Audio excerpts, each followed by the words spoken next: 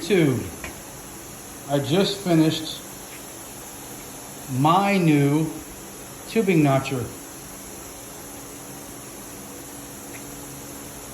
So it's made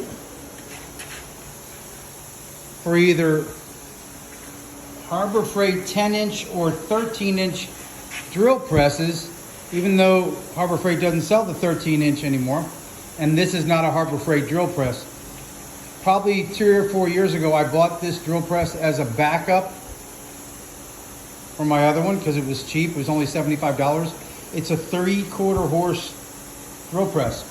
So the way this kit works, they send this plate and the U-bolt and a little paper template for cutting this out, the coping, which wasn't exactly right, so I had to do it myself and figured it out.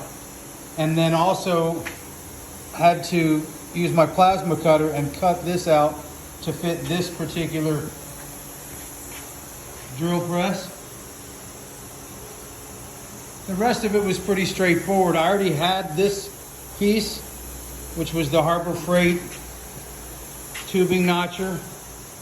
Never really cared for it much. It kind of moved around a bunch.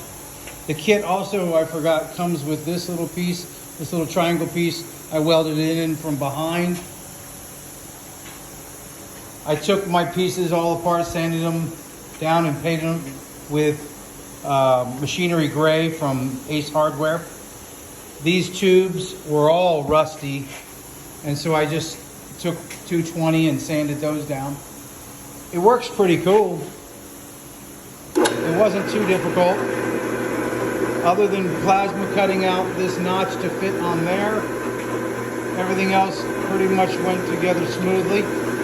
They suggest using the cutters from Rogue Fabrication.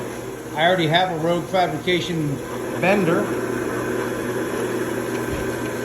and so this thing can turn at just about any angle. You know, you turn the whole thing, it's bolted down, and then you can cut your notches in, but it retracts itself, you know, because it's a drill press. The name of the company is right there, centrallining.com. I just put that sticker on there, but I think it turned out pretty good. I only had $75 into the drill press, and I think it was $50 for that plate and the U-bolt, and then this piece for the end. And I copied them onto cardboard, so in the future, if I needed to make more, I'll just cut out my own with my plasma cutter. Somebody else already did the designing for us. Anyhow, pretty cool. There was rust on everything on this old drill press. I shined it all up with steel wool, and I buffed out the Jacobs chuck. But again, they suggest the extra long cutters that you can get from Rogue Fabrication. Anyhow, it turned out pretty cool.